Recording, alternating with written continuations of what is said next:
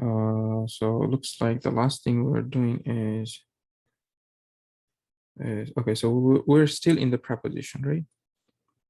Now, all right. So inshallah, we'll do a little bit review, and hopefully we will wrap up the preposition, at least the prepositional phrase, whatever we need to know for this course, or at least for now. And then, inshallah, if we have time, we will start with a new topic. Last time I gave you, okay, so guys, start throwing at me all the preposition you know, and I want to make sure that you have all the preposition today. Start giving me all the preps. So fi in, ala, yes. Allah said in the Quran to Musa alayhi salam, go to the Pharaoh. Idhab ila, you know, the li. Li will talk about a lot today, inshallah. If we have time, you know, we have to talk. And then how do you say with the name of Allah? Bis. So he said be. From, how do you say from? Smin, yes, mean. Good. And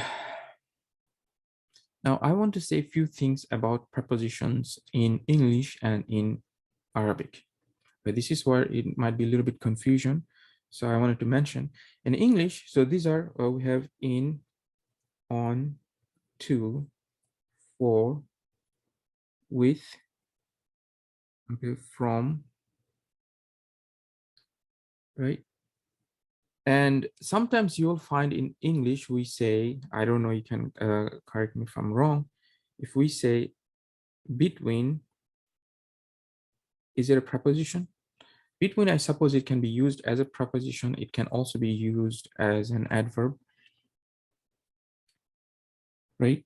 And any other English preposition, I want you guys to give me some English preposition because I want to mention something, some difference between the preposition in Arabic and in English.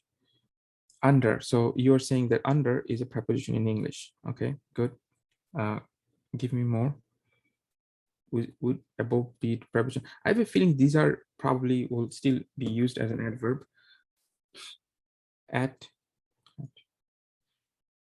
So sometimes what happens, yeah, there are some issues that you have to know, difference between English and Arabic. Because the issue is when we say these words that I'm written down here is called harf or huruf. Huruf is the plural, huruful jar. Okay, huruful jar. So huruf is the, you know, the plural for harf. What did we say about harf?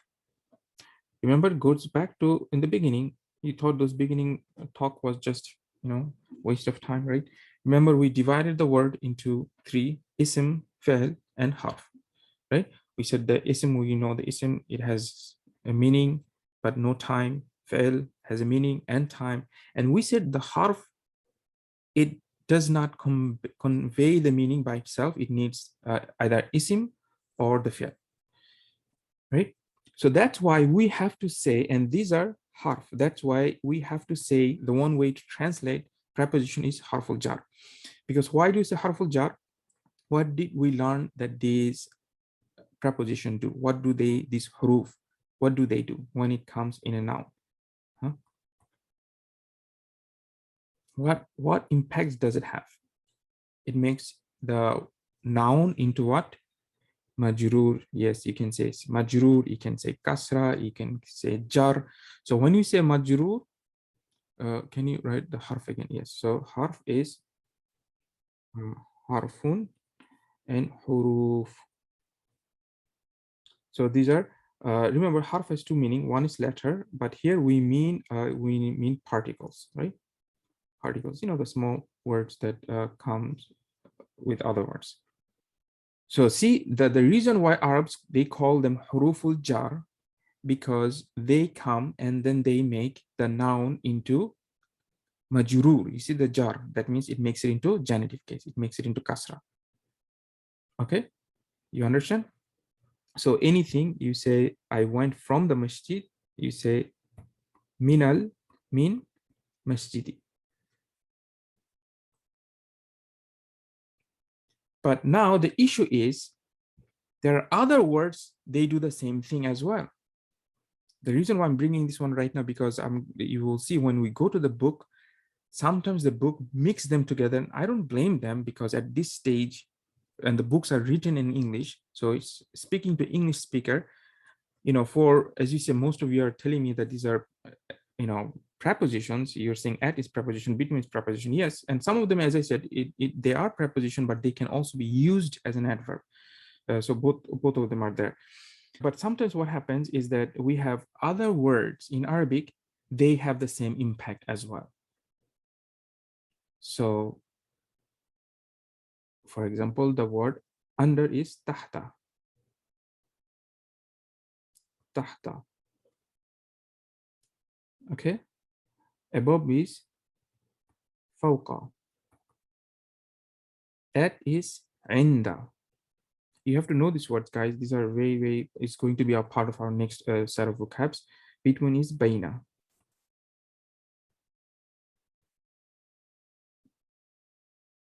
Now, when they come, they do the same thing.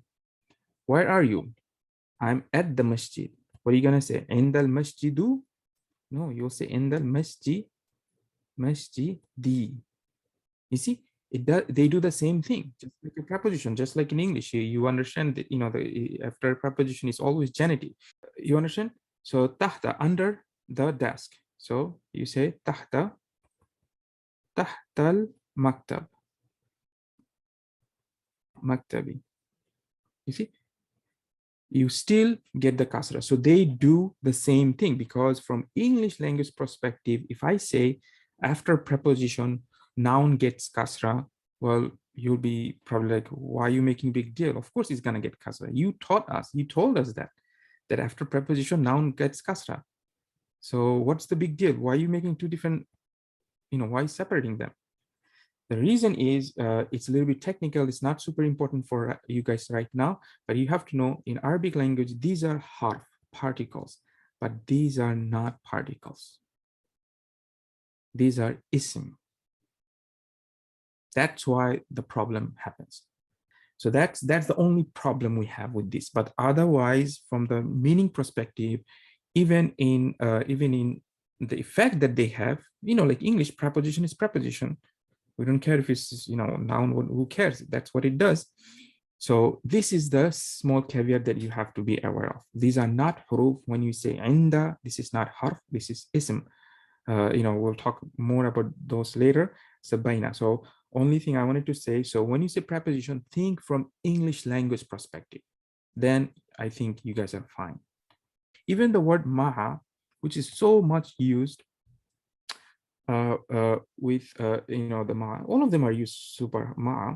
Here, there are some difference of opinion among the scholars whether the ma is actually harf or ism, but the majority of them, they say this is ism. So ma would be what? With. This with, b is actually, we might be able to translate by. You do something by. So you say I'm writing, it's a with, you can say I'm writing with a pen, but it has the meaning of by. That means I'm using it to do something. The with has this by element. You're using it to do something. Whereas ma is literally means with. I am with my friends. Okay. I'm with my father. I'm with my brother. So that with is the ma. So here, what's going to happen? You want to say I'm with the father. You will say ma'a, ma'al. What's going to be the ending? What will be the grammar? Be. Yes, good. Because why?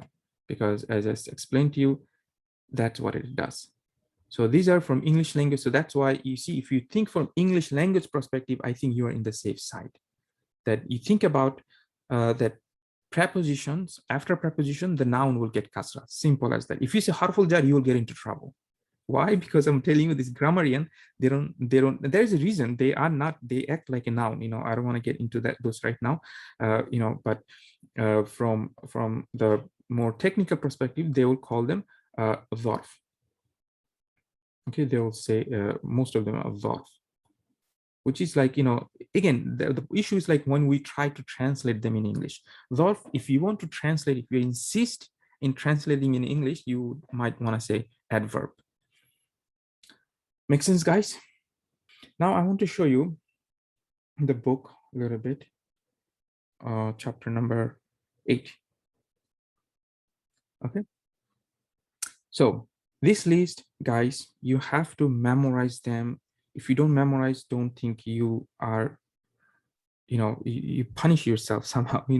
If the days, every days you are not memorizing, you have to fast. So, you have to do, that's one way, you have to punish yourself. These words there's no way out. So many times comes. So now, as you can see, we talk about prepositions. So he's using the word prepositions. So that's why it is better to use the preposition for now. So because otherwise you're going to be getting into trouble that I explained, right? So you have ila, to, ba'da. See the ba'da, this is not in English. In Arabic, they will not call it harful jar. But looks like in English, we do call them a preposition. Okay, so you have to memorize all of them.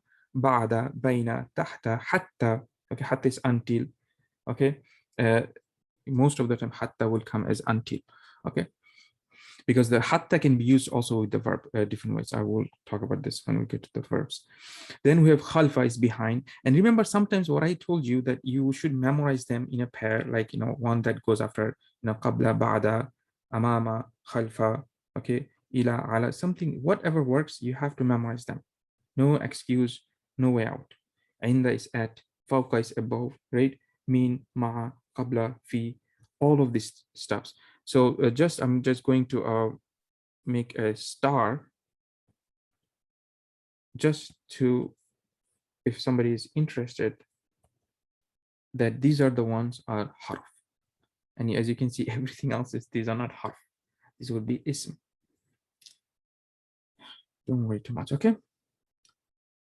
Some prepositions left out. There are other prepositions. One of them, because those are not used too much, but I will mention it because one of the sister mentioned here, which is kaf. So this kaf, like ka, it is also prepositions because it's harf. It means like. When you want to compare something like something, you're sleeping like a baby, that like. Ka, kal tifl. You want to say the man looks like the lion. Kal asad. So what happens? You say ka, kal asadi. It's going to get it's going to get kasra as well. You understand? So this one, it's good word to memorize. It's not here, but you can add it. So it's very good. There's other rubba, those things I don't worry about. It's not used often at all. So please try to memorize them as much as you can or as fast as you can. And as you can see, we talked about, okay, so this reminds me about what? Some of the two questions that I asked you guys, subhanAllah. So I think one of the questions was, which one has a prepositions? And I spent some time explaining that when the word Allah has preposition li, the alif hamzatul wasl goes away. So just by looking at it, you should know, even if there's no haraka, that's the point. Even if it's no haraka, if the word Allah doesn't have hamzatul wasl, like this one, you have to know there is a preposition, li, right? And we also talked about this one, right? So this is good. You should go back to the books and I'll tell you which chapter. You can read through chapter 8. Oh, here, the letter luck, okay? This is not true. This is not true. It is a preposition. Well, again, we're talking about preposition from, yes, see, that's the issue. So now the kaf looks like it's not preposition from English language perspective, but it is definitely preposition or harful jar from Arabic language perspective. So there, now you see the whole spectrum. We have the whole problem with this translation and understanding, okay? So that is the issue. But the kaf, this kaf, it is harful jar. It is harful jar. Okay, so don't worry about it, but only thing you should know what he said. If you understand this much, that's why at this stage studying with the English is much better than going reading something, because you can relate something. So yeah, just think of like this, whatever he says, but only thing from my interest, what I want you to know, I want you to know what it means. It means like or as, this is fine. And it makes, just like a preposition or harful jar, it makes the noun after it in the majrur state, kasra genitive. Okay. This is not right. I told you this is only time it happens. This is wrong. If you think that's what you're supposed to do when you add harful jar be and isim and you lose, that's not true. This is wrong. This is wrong. This only happens when you write the Bismillahir Rahmanir Rahim, the whole thing. You have to write. Some people remove the Hamzatul Wasl when they write Bismillah. That's not true. When you write Bismillah, you have to write the whole thing. You have to write the whole thing. You cannot remove Hamzatul Wasl. This alif must stay. It's only, you remove only when you write the whole thing, Bismillahir Rahmanir Rahim. Okay, keep that in mind. This is not what he said here, is not true. Yeah, so read them, inshallah. I think you'll be fine. I wanted to give you some examples from the Quran. Let me go back to my notes. Few examples, and then I want to mention something about lam, and then we'll move to our new topic. So for example, we want to say, how do you say people? Is qawm. Qawmun. Huh? Qawmun is people. And the people, in a sense, group of people. I told you, I explained to you last time, it's a group of people, right? So in the Quran, Allah says, Bayna al-qawm. So what's going to be happening here? Because Baina, I just explained to you, it is one of your preposition, Yeah, nas, good. When you say nas, it is also people as a human being. People are also human being, but nas would be more general.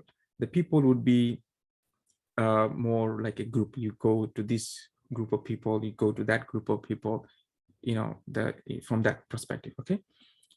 So from preposition perspective, baina is between, and it is what happens after baina. So when I say baina, what would be happening here? You will say kasra. Bainal qawmi. How would you translate? Between, few of them I'll do, then I'll ask you more questions. Between the people. Okay, so bainal, main thing is what? You have to know the word qawm, and you have to know the baina, and you have to know, again, if you know the prepositioning's perspective, then you know what's going to happen after the qawm. Another one, for example, what is ma'a? Ma'a rusul, what would be? Yes, ma'a is ma'a rusuli, with the messenger. I'll give you a few more, and then I want you to translate something for me. I don't know. On the fire. So we have ala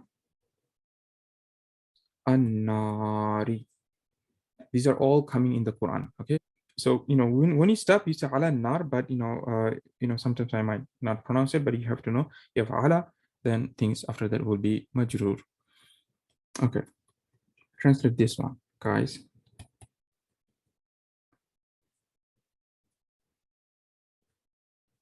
Now see if you can translate this one.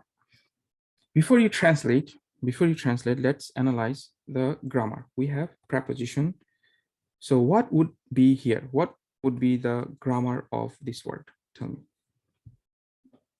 Kasra. Okay, so it would be kasra. So using kasra. So fine, that's very excellent. So that means this is majrur. Now my questions, before you look at the other ones, it would be a one kasra or two kasras? Would it be tanween or not? Two kasras. Okay. So ila adha bin. Yes, good. It should be tanween. Ila adha bin. Excellent. What do you see when you think about these two words? What is going on? What is alim from not from the meaning perspective right now, from the grammar perspective? What's going on? How would you understand? Okay, good. So you guys are picking up this adjective. Excellent. As soon as you pick up adjective, all the things that we've been talking about for months, and you know it copies. So what's going to be? Huh? In the meme, kasra, double kasra. Very good. Okay, that's the thing. Excellent. Very nice. Okay. So we have, so exactly. So only thing I wanted to make sure, remember, don't think that this kasra is coming because of ila. No, it's not coming because of ila. As you guys already understood, alhamdulillah, it's coming because it's an adjective. So what is adab? Yeah, adab is punishment, yes. What is azim? Great, is mighty, great, very good. Mighty, great. In English, the easiest way to translate is great, but I want you to think that mighty element of this. Okay, sometimes that's the issue with English. You know, if you say mighty, maybe, you know, it's not how we use that word. That's what it is, you know. But if you say great, then, you know, you don't get the mightiness of this. You see what happens in the translation? But when you say azim in Arabic, we get both at the same time. We understand this is great, and we also understand it's a little bit, you know, it's not just simple matter. Jayyid. So now, inshallah, I think you can translate for me this phrase, and then we'll move on. What will be the translation? The whole thing. You know, you can think of context. Allah is definitely talking to not good people. You know, is saying that somehow they're going to ila adhabin azim. Whatever they're doing, it is leading them, or they're going toward a great punishment. Okay, sometimes, you know, it's very difficult to understand without the context, but, you know, you should be able to translate to a, you know, you're looking at, because there's no alif lam, and sometimes when you study balaga, you know, I'll just explain something here quickly, because you might think, you know, it doesn't sound so bad. Allah is just talking about, you know, just one punishment. You know, Allah should have said, you know, more plural or something. That's when you have to understand the balaga. Balaga is when you make something indefinite, it has very, very significance, especially when something is indefinite and singular. In the context, it means, like, you know, it's too big, you know, meaning like something, it's, you understand? So that's, this kind of element is there. Jayyid. I think you guys are very good with the preposition. Only thing, there's not much to know from the preposition perspective other than what? Memorize these prepositions, right? Memorize this word, and then rest is very simple. You just make a kasra after it. Now, one thing I want to say is about the lam. This has many different meanings. One of the meaning is for. Another one is belongs to. Another meaning is has or have. Okay.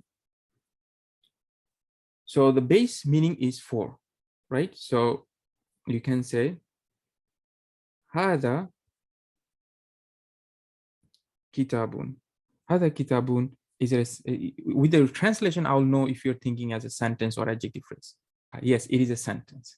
هذا kitabun is a sentence because we have a definite and indefinite. Okay, so this is our, remember, you will see that it doesn't work a lot of time, but when it works, we have to use it. Okay, so this is very clear. D and I, we have a sentence. Okay, هذا kitabun, this is a book. It's a sentence. One of these things, inshallah, I will explain this whole. I'll just quickly mention here, because if it's in your mind, you might be thinking about, for example, when we mention al-waladu saghirun. Al-walad is the subject and saghir is the predicate. Yes, simple stuff we studied. And we mentioned last class, or even before that the subject gets what? Dhamma. And that's precisely what we have here. And the predicate also gets a dhamma, right? Now he gets one dhamma because of his definite, and he gets two dhamma because of his indefinite. That's something else. Here we have a problem. Looks like predicate gets a dhamma, check, but looks like we have ha, the, and what's happening here, right? We don't know. There's no dhamma, we cannot see anything, right? So sometimes you will come across these things, inshallah. When we come, we'll say that some word cannot take anything. For example, hada would be one of those cases. This word, you cannot put dhamma, kasra, fatha, or anything. It's fixed. It stays hada forever. As opposed to al-walidu, you can say al-waladu, you can say al-waladu, you can say al-walada, you can say al-waladi. But some word is just like that. That's the only thing you have to know right now. Jayyid. So he gets translated, this is a book. Excellent. I want to say this is a book for Muhammad. I just want to translate for Muhammad right now. For Muhammad. I want to hear ending also. Li Muhammadin. Excellent. So it is Li Muhammad. Li Muhammadin. Excellent. Why didn't you say Muhammadun? The whole time we've been learning Muhammadun, Rajulun, Muhammadun, Jalisun. All of a sudden you're saying Muhammadin. It's because we just learned these new grammar rules. After prepositions, we gotta make this into kasra. Make sense? Excellent. So now we have, look, we made this sentence into a little bit more complex here, right? We have Hada kitabun li Muhammadin. You can say Hada qalamun lil waladi. What does it mean? Hada qalamun lil waladi. This is a pen for the boy. Yes, good. This is a pen for the boy. So things we can add a lot of these ideas together. Now things are making sense, right? As you can see, this lam, this li here is acting like it is same thing as saying this book is for Muhammad. It is something also like, this book, the book of Muhammad. It has that kind of element. You understand? You guys get it? So you have to understand that the lam can give you this kind of these two kind of meaning. Okay.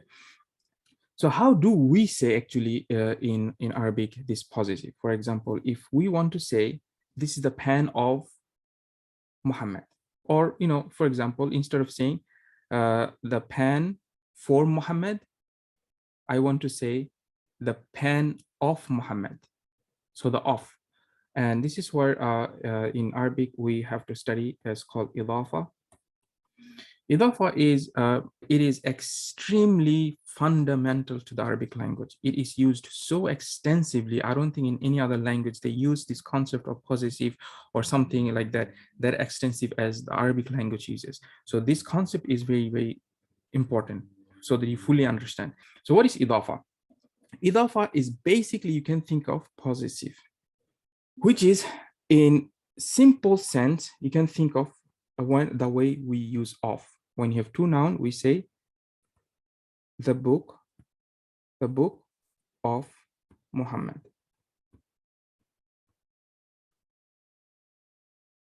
Okay, you can say the book of Allah. You understand? Or you want to say, same thing, the messenger of Allah. That of. In English, we can say them in different ways also. The Muhammad's book, same thing, guys. It's the same thing. Muhammad's book. Okay. Even in English, there's no difference between these two sentences other than the structure. Allah's book. And you can say Allah's messenger. Okay. You understand? So this is something that we want to tackle first. As you can see, what do we have? Basically, we have two nouns. As you can see, the messenger is a noun and the Allah is also a noun. Well, for example, two nouns, fine. I have a book. I have Muhammad. As you can see, even in English, we cannot just put these two words together and think something's going to happen. You understand? You have to do something. There has to be something that connects these two words in order to make it into possessive. So now let's see how we can do this in Arabic language. So we have two words. Book is kitab and kitabun, and the other word is Muhammad. Muhammadun. So we have two nouns. So what we need to know, what do we do to combine them into an idafa. First thing you want to say, first thing before you do anything, you have to know, this is, I think, very important that you understand, because in English, most of the time, we're probably going to be using apostrophe S, Muhammad's books, Muhammad's pen, it's very simple to do. But in English, in Arabic, we don't do that. We don't have this form. We only have one form, which is the book of Muhammad form. So anytime you want to think about, you should either start with this form, the book of Muhammad, or if you have Muhammad's book, you should translate or convert into the of form. So when you start off with of, what is this first word? You have kitab, you have book, and then you have Muhammad. So that's exactly what we have. We have a kitab and we have Muhammad. So now we need to know, how do we make this of structure? There's two ways of understanding. That's why I wanted to bring it here. We kind of have this phrase here, what we kind of used, kitabun li Muhammadin, right? I'm going to explain two ways. I like both of the explanation, and then whichever makes sense, you can take it. So one way is kitabun li Muhammadin. What you want to do is you want to remove this lam. So you have kitabun Muhammad. The one explanation the grammarian will say, you remove the lam, and because you remove the lam, you also remove the tanween. So now what do you have? Kitabu Muhammadin. Everything is the same. Remember what we said. We said Kitabun Muhammadin is like a book for for Muhammad, but here we're saying the book of Muhammad. We're transferring the for into of, and everything else stays the same. We are removing the harful jar because we don't want that. We don't want to say for, we want to say of. So once you remove the li, then only thing you do is remove the tanween as well. So I want to say, instead of saying for the boy, I want to say of the boy, the pen of the boy. What do? Remove what? Remove the lam and the remove tanween. So what happens? Qalamul waladi. Okay, this one probably tricky because you have to know there's alif lam here. Let me give you another easy one. Qalamun li hamidin. Okay, so a pen for what? A pen for Hamid. So what do? You remove this lam. As you can see, this one stays the same. And you remove what? You remove the tanween. So you have qalamu hamidin. Okay, so this is one way of looking at it. So for example, going back here.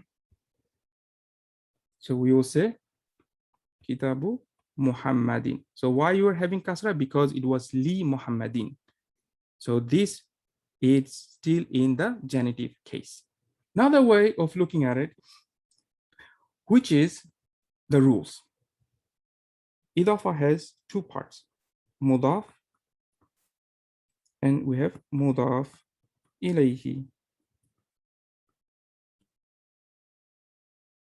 Okay, so what do they mean? They mean the mudaf is the first noun.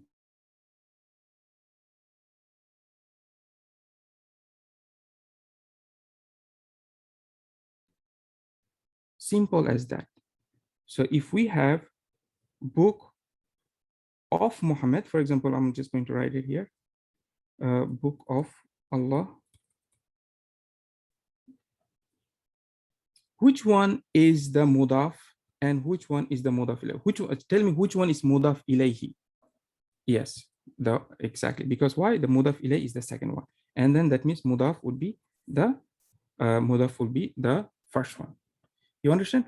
So the first thing you have to know, the idafa cannot be, idafa must need at least two words. Must. You cannot have idafa. Of course, idafa means addition. You cannot have of without two words. You need two words. So now what do we do with them? The rule of the first noun is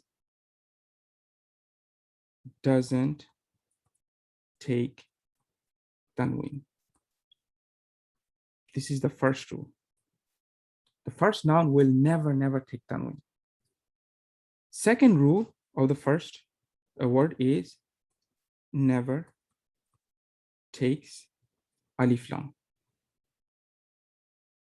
So now we have, you understand, so it doesn't take a tanween, nor does it take alif lam. It's kind of like, doesn't make sense, because it's almost like everything that we learn, it goes against what we learned. What did we learn? If it doesn't have tanween, it should take tanween. So if it doesn't have alif lam, it should take tanween. Kitabun. Why are you saying kitabun? Because there's no alif lam, so I have to use my tanween. You know, that's the rule. And when we add alif lam, what do we say? Al kitabu. What happened to your tanween? It's gone. Why? Because we have alif lam, something that we have been learning all this time. But right now the rule is kind of somewhere in between. You are saying it doesn't have alif lam, so okay, which is this case, right? But then you are saying it doesn't have tanween, which is this case. You understand? It's kind of weird. That is the state of the first word. This is one of the techniques that you have to master, this concept, because if it doesn't have alif lam, it should have tanween. If it doesn't have tanween, it should have alif lam.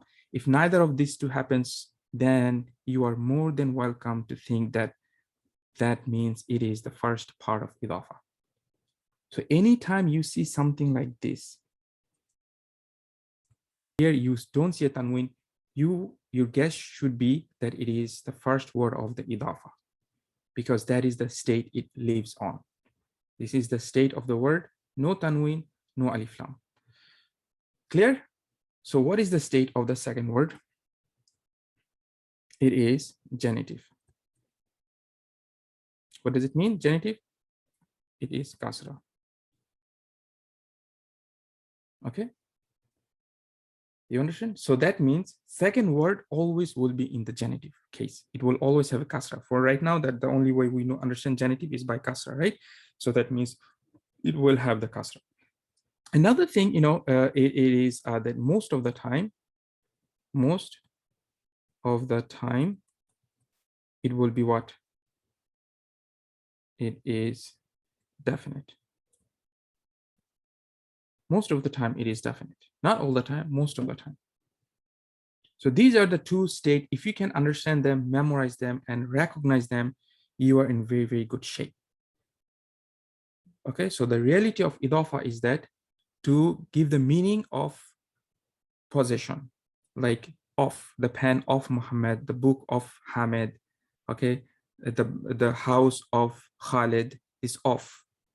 We use the idafa to express that of phrase. Okay, so that means obviously, as you understand, this of needs two nouns. So we have the two nouns, and they have, in Arabic, they are very peculiar. So we name them. We have a name for the first noun. We have the name for the second noun. The first noun is mudaf, and the first noun is the mudaf, and the second noun is mudaf ilayh. So now, why do we need to know about this thing? Because we have to, there's a characteristic of these nouns. The adjective was very simple. Adjective's characteristic was that it just copy. Just close your eyes and copy all the attributes. But here, it's not quite the same. The first word, it does not take tanween. Remember this one, and it never takes alif lam. Remember this one. And so by visual, what is another thing that I want to help you with right now, because sometimes this kind of in the beginning it helps a lot for the new students.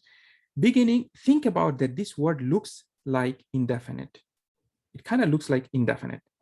Okay, and it is true, meaning you cannot have any definite nouns here. You cannot have any definite noun. Can't have definite noun. What do I mean? Is who definite or indefinite? Definite. So can I have it in the first? No, you cannot have it in the first. So the visual that I want you to get is the first word will look like indefinite, and the second word, it's going to be most of the time definite.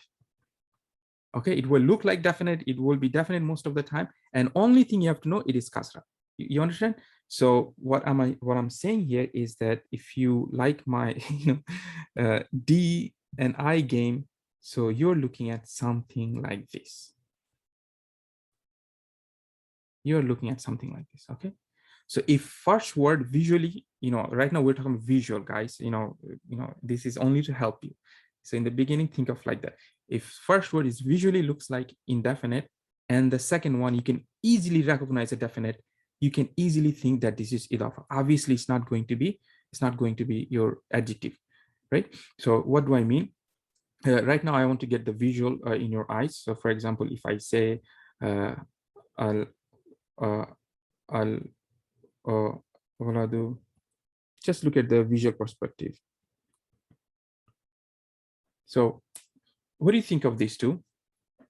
Visually, they are both what? What is their, give me the ID thing in terms of definiteness. What do you see from the visual perspective? Both of them. So it's D and D, right? Yes, D and D, exactly. So if you don't even know what's going on, you can recognize your alif lam, so you can think of D and D.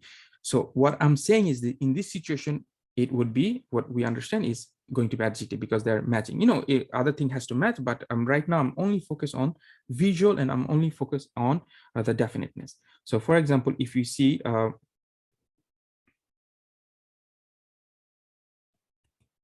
so visual, give me your D and I. Visual, this one. Yes, I and I.